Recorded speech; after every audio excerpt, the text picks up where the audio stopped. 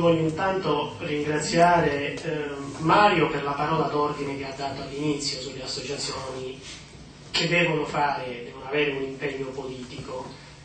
perché spesso si confonde l'essere, diciamo,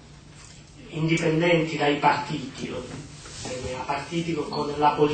e questa sciocchezza della politico l'ho sentita risuonare persino nelle relazioni di qualche relatrice agli Stati Generali dell'Associazionismo Italiano all'Estero. Non si può far parte di un'associazione senza fare politica. E poi, oltre a ringraziare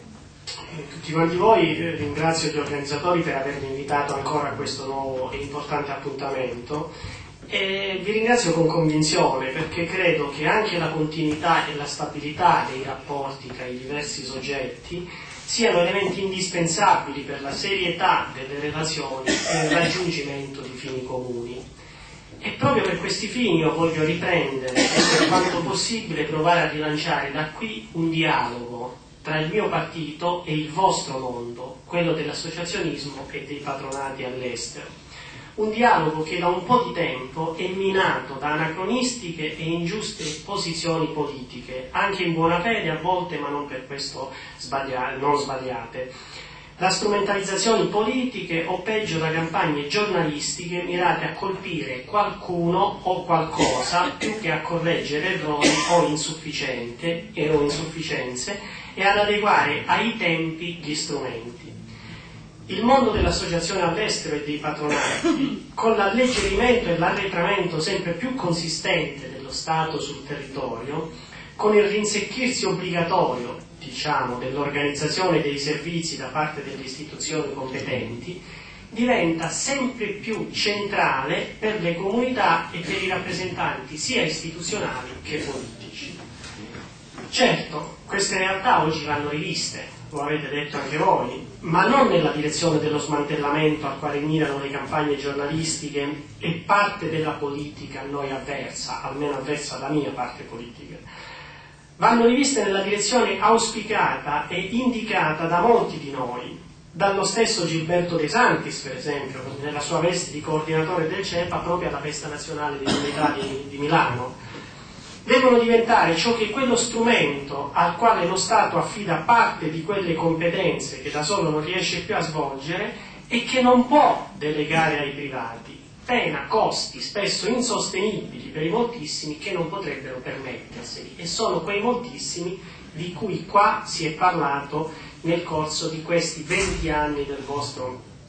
vostra attività sui territori. Devono continuare, come già spesso fanno, a essere i luoghi di riferimento non solo e non più esclusivamente dell'immigrazione tradizionale, ma luogo di accompagnamento all'inserimento anche dell'emigrazione recente, compiti, ripeto, che in buona parte spesso questi organismi già svolgono. In questa direzione, infatti, erano stati presi impegni prima delle ultime elezioni politiche, ma ancora, nonostante la necessità di accelerare, siamo in ritardo. E io spero che anche da qui, oggi e nelle prossime settimane, si possa riprendere e rilanciare questa discussione anche col Ministero degli Affari Esteri, insieme alla necessità ovvia di fermare i tagli. Nell'ultimo anno, anche con le elezioni di Comites e CGIE, ho avuto modo di seguire prima di tutto nel mio partito il lavoro che una generazione di giovani e nuovi emigrati ha svolto nelle nostre comunità e nel rapporto tra queste, le istituzioni e le rappresentanze italiane. Questi giovani, protagonisti capaci e attivissimi nella partecipazione politica, hanno fatto insieme all'immigrazione tradizionale,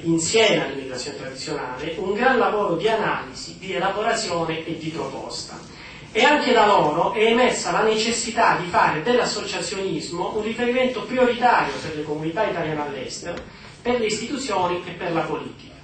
Discutono, e io con loro, sulla necessità di riforme sì incisive, ma nella direzione del potenziamento che ho espresso prima, e di un maggiore rapporto tra esse e lo Stato. Non vogliono invece confondere la richiesta di riforme con il depotenziamento o smantellamento delle strutture e delle funzioni istituzionali esistenti, associazione e patronati compresi.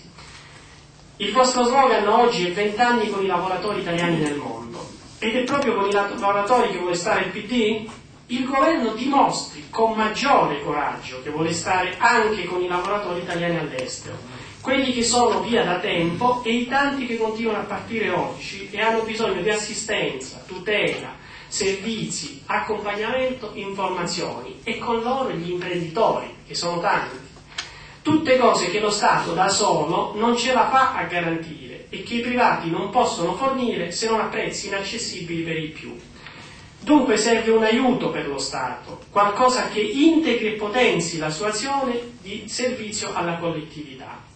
Io sono da sempre convinto che oggi chi svolge già da tempo in modo capillare attività di assistenza ai cittadini all'estero debba essere messo nelle condizioni di allargare il campo delle competenze e degli stessi servizi.